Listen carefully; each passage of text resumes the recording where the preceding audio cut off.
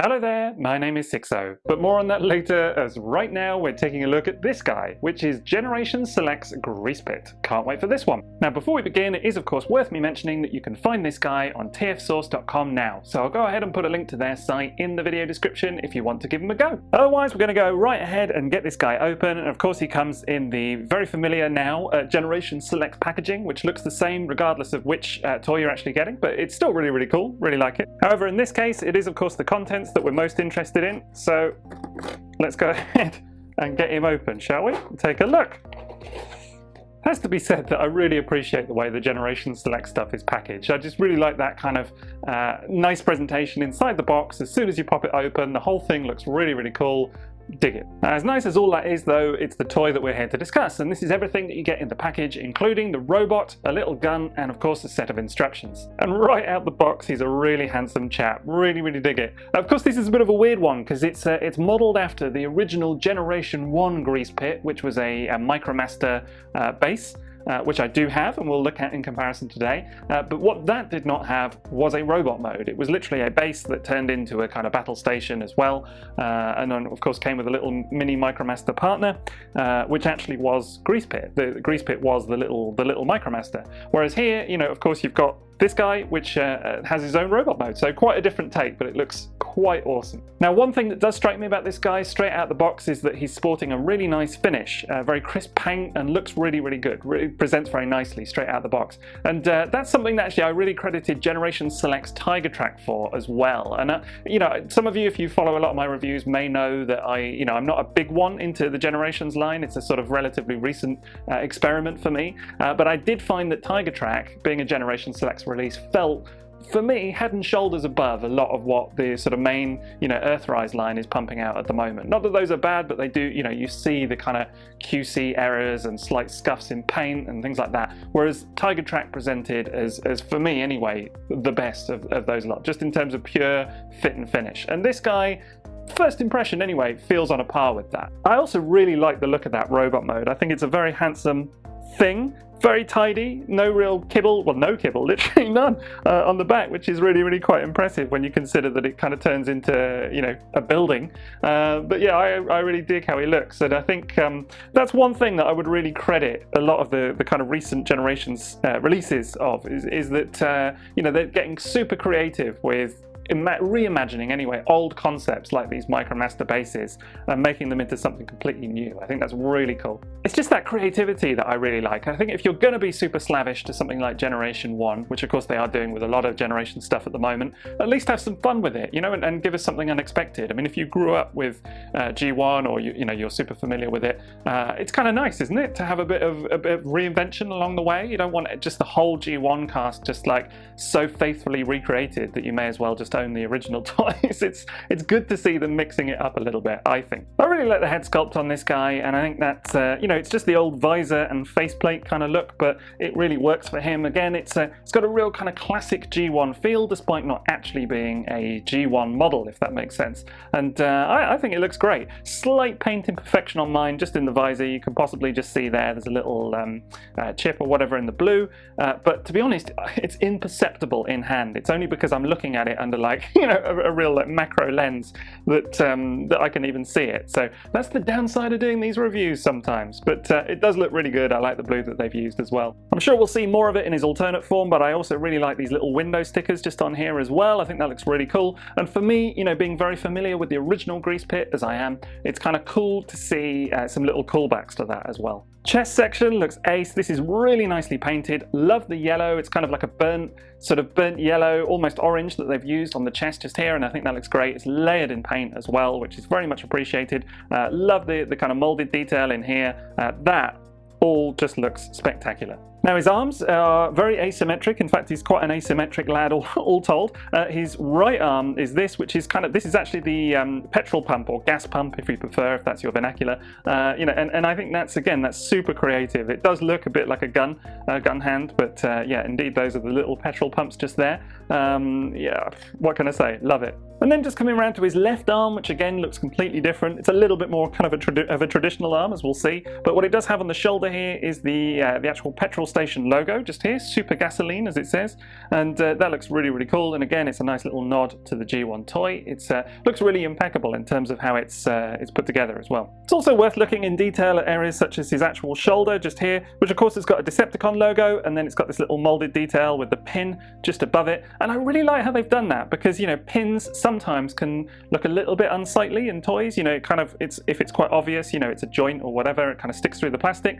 But here what they've done is they've actually kind of created this little molded section around it, which is very, very tiny. Again, in hand, this is, you know, really quite infinitesimally small, but it disguises the pin really nicely. I think that's it's a cool way to do it. And then on his left hand, he's got a slightly more traditional left hand just there. Just coming down a bit, and of course we've got his little hip section just here with some molded detail again on there. That looks quite good. I kind of like the kind of circular thing going on here. It's not particularly G1 in its style. It's a little bit more kind of a, I guess, kind of a modern take, but still looks really good and fits in quite nicely. And of course you've got a little kind of another burnt orange section or yellow section here on his crotch. That is not painted actually, which you probably will be relieved to hear, but actually the colour matching is really not too bad with the chest. It is perceptible that it's not painted, same as actually his petrol station hand on the right hand as well, that's not painted either. But I will say that the colour matching, yeah, they've done well with that. And then finally coming down to his feet, it's a big old pair of boots that he's sporting from the knee down. Fairly unremarkable in many respects, but I do really like the blue that they've used on this guy. And again, it's colour matched nicely across different panels. I think there is a few sections that probably are painted. I'm just looking at like his right arm, I think that's painted, and the feet are definitely painted. You can see just there on the sides of the feet, that is painted, that is unpainted. But again, the color matching looks really good. The paint is super, super nice, very nicely applied, very crisp.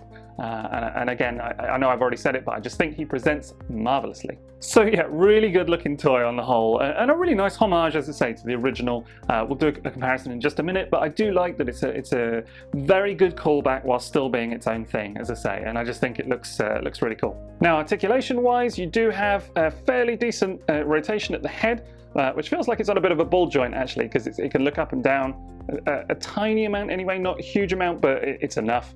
Very stiff joint though on the head.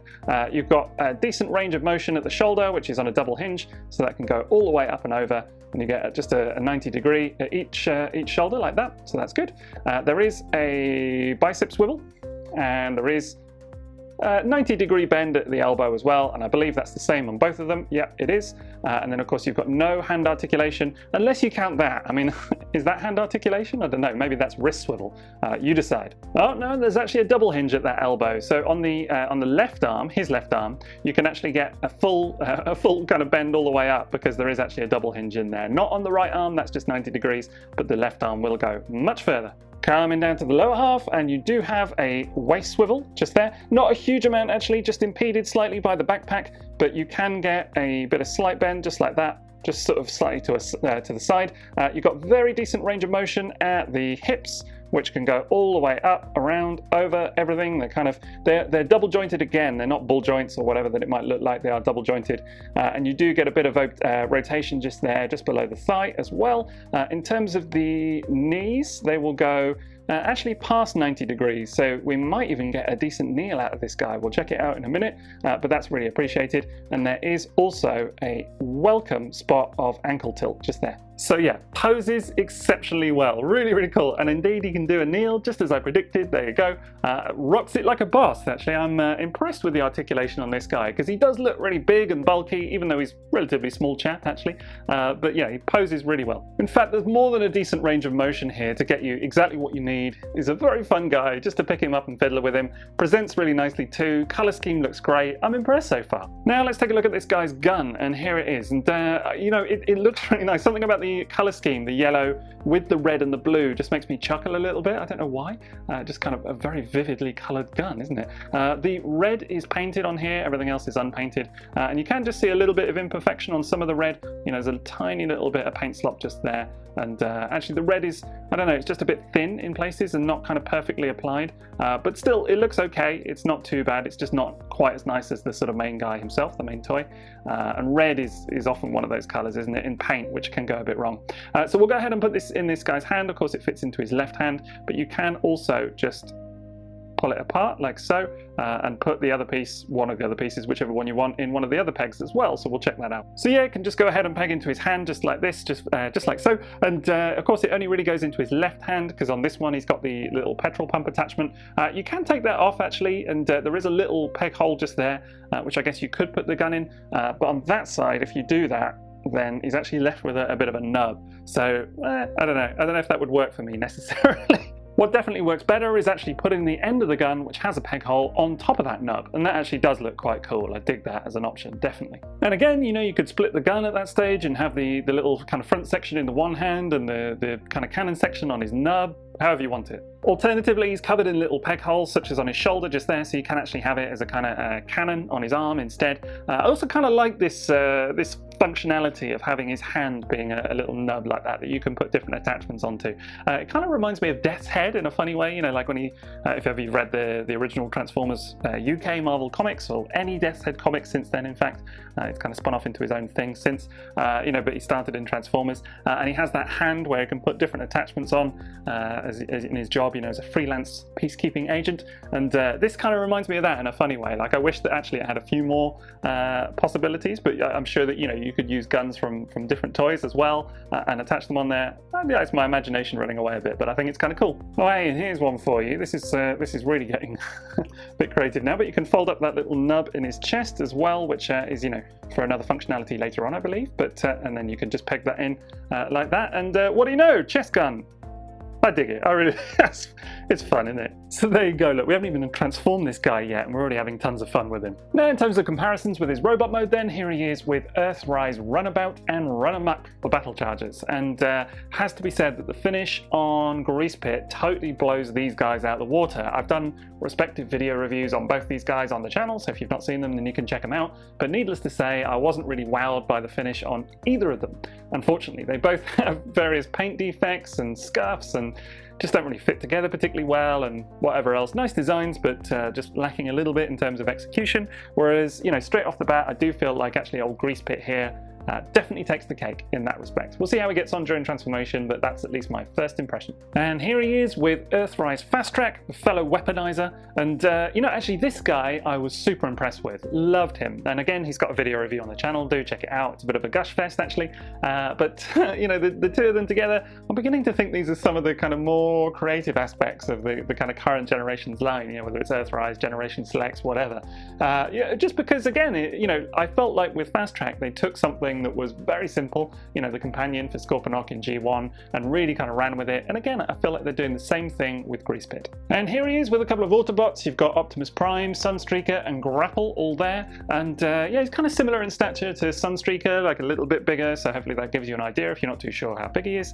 Don't ask me about class sizes, by the way. I have no clue about class sizes, never will. And I'm sure someone will inevitably take it upon themselves to try and explain it to me in the comments. Please do if you want to, it's absolutely fine. But I cannot promise I will take it in. Other people have tried many, many times. I just, for some reason, it's like a blind spot for me. Do you know what I mean? The whole class size. Is it a Deluxe, a Voyager? Is Voyager still a thing? I don't even know. I'm old enough to remember when Mega was a thing and Ultra. Is that still happening? I don't even know. Basic? Do you get Basic nowadays? I don't know.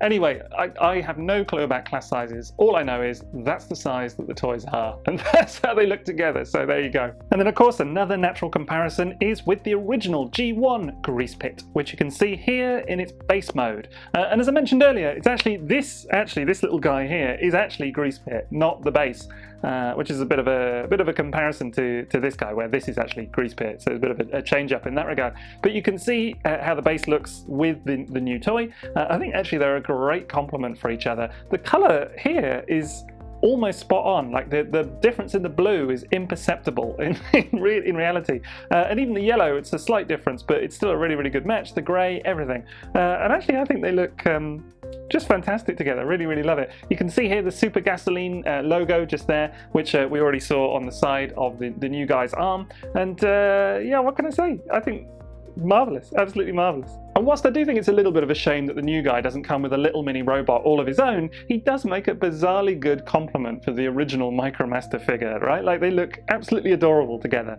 And I just think it's weird though, really, because I do think there's a lot to love about this guy, and I think a lot of Generation 1 fans, that grew up maybe with the Micromasters, will just find a lot to adore about this new toy. It's so weird thinking that original Greasepit figure is now, what, 32 years old? It was 1989 it was released, and yet somehow this new toy kind of brings it, if anything, back into relevance a little bit. It's so strange, but there you go. Of course, if you're not familiar with those original play sets, then there was, of course, Airwave as well, which has also been done as a kind of modulator, a new version in the Generations line as well. And then, lo and behold, is the original toy, in case you've never seen it. And then here he is with the original Hot House and Ironworks, both of which, again, have been given updated versions in the same fashion as Greasepit.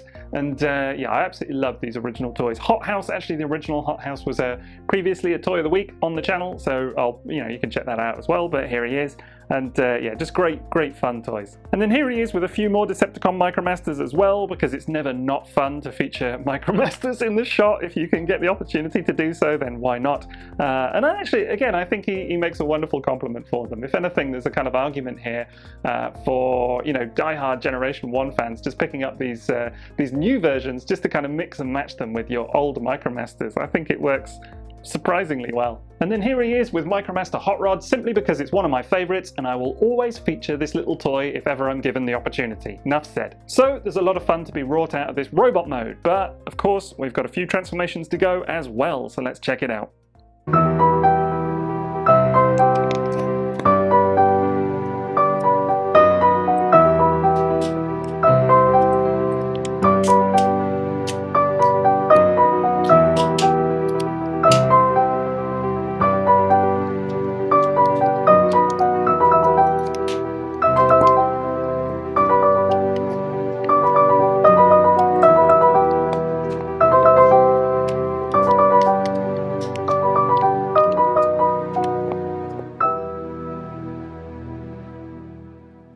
Right, here he is in base mode, and of course the transformation is heavily parts for me.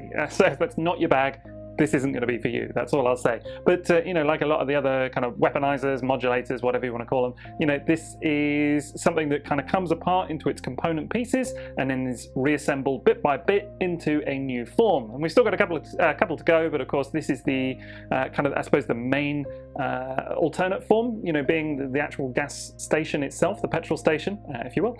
And it's not bad. It looks okay. I say that slightly tentatively, I suppose, because if I'm honest, it's not really a patch on the original. Do you know what I mean? It does. It's certainly a question of angles with this thing, because depending on how you display it or look at it, it's questionable from some angles. But as I say, we'll do a comparison with the original again in just a minute. But it's not quite as cohesive, it's fair to say. And stuff like this underneath here, it's just part of the kind of way that it kind of modulately comes together, I suppose. Is that even a word? I don't know. But well, I mean, you just come around to the back and you can kind of see what I mean. It's quite clearly a sort of mishmash of component parts, which is, I suppose, a sort of inherent part of a design like this. There's not really much that you can do about that. And who's going to display it from the back anyway, I suppose? I guess it's the fact that when you actually get to the side view, it's not too favourable either. There's kind of various hollow bits kind of showing through, things like that. And that to me is a fairly obvious arm kind of sitting there. I don't know, is it just me? And then you've got stuff like the top of the legs, the thighs kind of sticking out there. You've got the head very, very visible just here. That's a little bit unfortunate as well. So there are definitely some ways that this thing, maybe doesn't work as well as it could. Perhaps there's a bit of willing suspension of disbelief required in order to really kind of, sell this thing in your mind. It still does a fairly decent approximation of, I suppose, kind of resembling the layout of the original and of a petrol station. But yeah, it's definitely, when you sort of step back and appreciate the whole thing, there is definitely a bit of generosity involved in terms of it working cohesively, I think. Ultimately, that super gasoline sign will never not be my favourite part of this whole thing. It's just such a wicked callback to the original, and looks I mean, very faithfully recreated. You would almost think it was the same sticker. It's impeccable. Now on the front here, I think this bit for me is a bit of a mixed bag. I really like the roof section. This bit here, I think that works exceptionally well. Of course, that's the robot mode chest, so that's all good. I really like these little window stickers just on the side, as I already mentioned for the robot mode. I think they're great. Where it does fall apart a little bit for me is, of course, that robot mode head, as I just mentioned previously. And I guess it's because on the original, you've got a really nice shop front going on there with some really nice decals that really kind of sells what this is meant to be. And I feel like, although this is a mainline release, it would have been nice if there was some way of covering that up. I think actually that for me is the real deal breaker here. It's that visible robot mode head just kind of sticking out there. All right, it's the back of it, but still. Whereas actually just something that kind of slotted in here or folded down somehow with a little sticker on it with a shop front window, that would have sold it for me. The petrol tanks themselves look fine in place. Again, not as nice as the original. We'll do a comparison in a second, but yeah, they do look a little bit lackluster in comparison to the original, but still, they're fine. Of course, now you've got the ramp in place here, which will connect to other modulators and other parts of the Generations line, just as the original did as well, the original G1 toy. It's much smaller than the original, so I don't think they'll connect anyway. We'll give it a go in just a minute, but I highly doubt it. And yeah, there you go. So I guess, you know, there's good and bad here, but yeah, as I say, really, it ends up kind of feeling like a sort of an attempt at like almost a facsimile of the original, but it doesn't quite come as close in terms of charm. You know, it doesn't really work as well, which is unfortunate. I think the lack of a Micromaster with this does hurt it a little bit as well, because then it's, you know, you really need to kind of couple it with you know, other Generations releases to kind of come it, you know, for it to come to life a little bit. I'm sure when you connect it up to some of the other modulators and, you know, and throw in a couple of Micromasters as well, it probably seems a little bit more purposeful maybe, but just as a standalone thing, I think if it wasn't for that super gasoline sign, would you know what it was, really? I think maybe the size of the thing hurts it a little bit as well, although actually I thought it was a really good size in robot mode. Here it feels a bit too small, if anything. I mean, obviously I'm using Generation 1 Micromasters here, but you can see they are the same size as the new Micromasters, so go figure. And they do look just far too big, really. Like they're just kind of, they don't really work in terms of play value, to my estimation anyway. And although the original bases were small, you know, you could at least fit one of the cars in there. Maybe it's time to stop beating around the bush and just do a straight up comparison with the original, eh? And hopefully then you can kind of see what I mean. And yes, all right, this thing does have a bit of a gap at the front just here, but otherwise, you know, it's surprisingly cohesive and I think looks really good. You could almost be convinced that it was like a, you know, at the time anyway, it was like a Micro Machines playset, which was kind of what it was trying to ape back in the late 80s, and when Micro Machines were all the rage. And this thing, by comparison, it's much more obviously a transformer, right? Like you could look at it, you would never be convinced it was just like a little playset or anything like that, I don't think. You know, and even little things like this thing having the gas station sign has always been one of my favorite parts of that release. Again, the actual gas tanks or petrol tanks themselves I think look much better than these little things, and a lot more purposeful as a result. I do prefer the yellow ramp, and I just think the stickers on the original are glorious, whereas on here, you know, yes, I like the window sticker, and this, again, I know I keep talking about it, the super gasoline sign is great, but on the whole, you just don't get the same level of majesty as perhaps the original can kind of claim. So yeah, it does struggle a little bit by comparison, I'm not going to lie. Ultimately though, I'm not looking to be too overcritical, and let's not forget that the original toy does not need to transform into a robot mode, it just transforms into like a battle station, as we'll see. You know, maybe that's a concession that needs to be made, and there is still a lot of fun to be had with the new version. And I will say that it is appreciated that they've brought this super kind of niche thing back to life in the current Generations line, right? Like that alone does get me some way into liking this thing. Yeah, I can nitpick it to death and whatever else, but I still think it's super cool that they've done it. You know, sort of take all the nitpicks and things to one side just for a second and just appreciate that actually this is the type of toy that we're getting these days, and there's something to love there for sure. Now, one other comparison that is definitely worth doing is with Earthrise Fast Track just here, because if you flip him round, and I did mention this in my review of him as well, he does come with this little section at the back which can be unfolded, and that actually just tabs straight into the ramp just here. And there you go, and it's actually not the easiest connection. I do find these little new ramp connections on the new toy, I do find them a little bit kind of, you've got to really slide them in at exactly the right angle. But once they're in, they're very secure, and lo and behold, you can just have him there like pulling along Greasepit, which is a little bit random, but I kind of dig it, it's fun. So 2 modes down, we've got 2 more to go, let's crack on.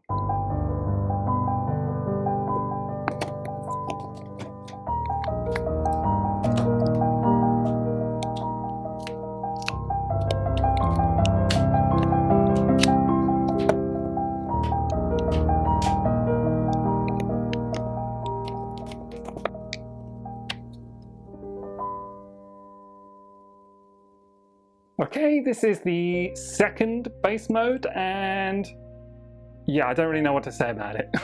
It's a bit fan modey? No, scratch that. It's very fan modey. Like, I actually had to check the instructions several times just to really make sure that this was the intended configuration, I suppose, because it's just bizarre. Here it is from the back, and yeah, I don't know. I'm lost. I mean, I do kind of like the way this ramp goes all the way up, but what is it? Is it like a skate park? Is it just, I don't know, it's like part of an add-on to another city? I guess it would look cool maybe with like some of the Titans and things like that, you know, like Omega Supreme or Scorponok or whatever else, and you could kind of add it onto that. But you know, that's what you already have the petrol station mode for. So this is just bizarre. I mean, it's just the way that like bits hang off, like you've got the bottom of the... It's just the way that bits hang off. I mean, you've got like the top of his thighs here, his hips, you know, the legs just kind of sticking out. It's just, I don't know, man. I don't know. I'm quite clearly missing some big revelation with this thing, aren't I? I'm like, you know, someone's going to tell me, I'm sure, oh yeah, it connects up with so-and-so and it looks amazing. None of that is in the instructions, by the way. So this is a puzzler. This is a puzzler. It's just weird, and yeah, that's all I'm going to say about it. Let's do the next transformation and move on, shall we?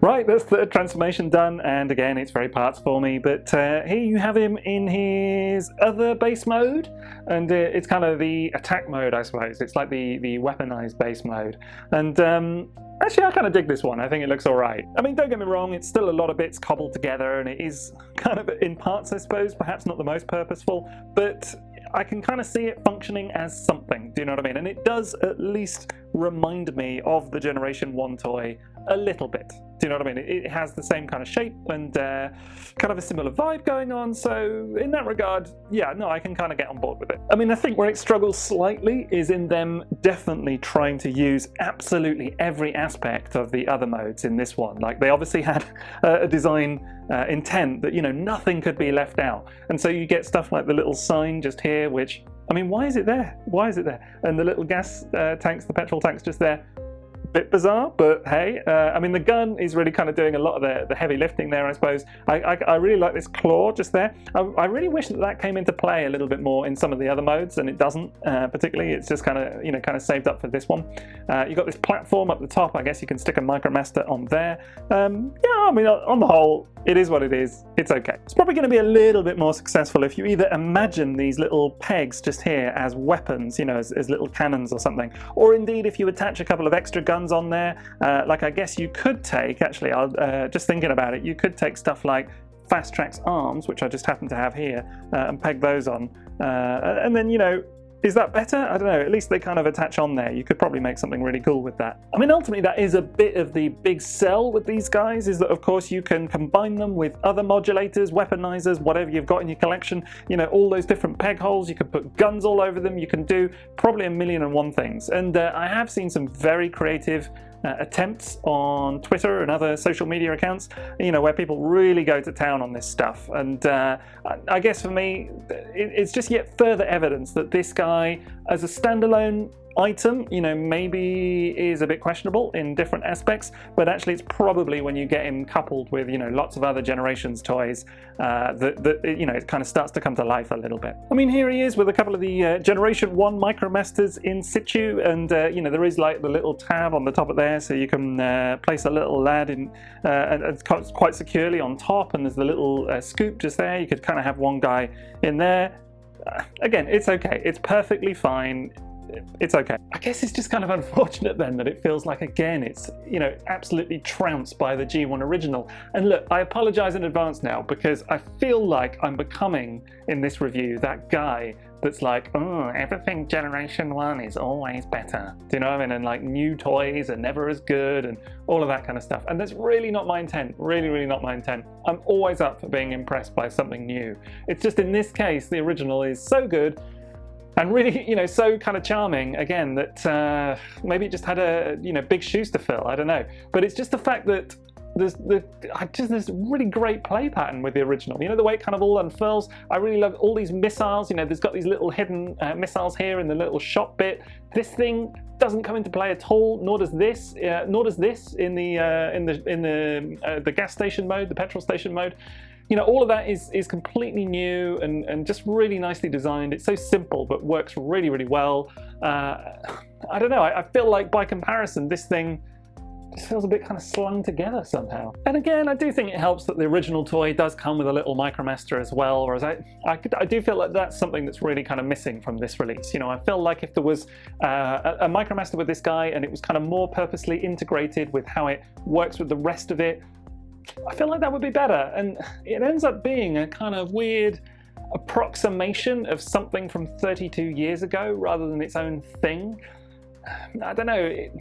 I'm a bit underwhelmed by the other modes, I've got to be honest. Ultimately, where it really does shine, this new release, is the robot mode. And that's the one thing that the original cannot claim. It does not have that. And, you know, in that regard, it's a really nice update, you know, but I feel like the other modes was kind of really sacrificed for it a little bit. So yeah, a bit of compromise going on, it's fair to say. And as I've already alluded to, I really think it's the robot mode on this guy that just shines so brightly. But, you know, it does make me feel more favourable to the package as a whole. Yes, the 3 alt modes are a bit so-so, do you know what I mean? The petrol station mode is the best of all the alt modes, in my opinion anyway, and but it's the robot mode that really takes the cake here. And as I said earlier, he does look fabulous when lined up with a load of G1 Micromasters, and I do think that actually he does add something in terms of play value. Just seeing him in robot mode there, he just fits really, really well. He kind of fits the vibe of them, everything, and I dig it. I like it in that regard. Do you know what I mean? I really like the robot mode. In conclusion then, Greasepit is a mixed bag, I'm not going to lie. The robot mode, as I said, is great. The other modes, take or leave them, really. The petrol station mode is okay. It fulfills a purpose, it ticks the box.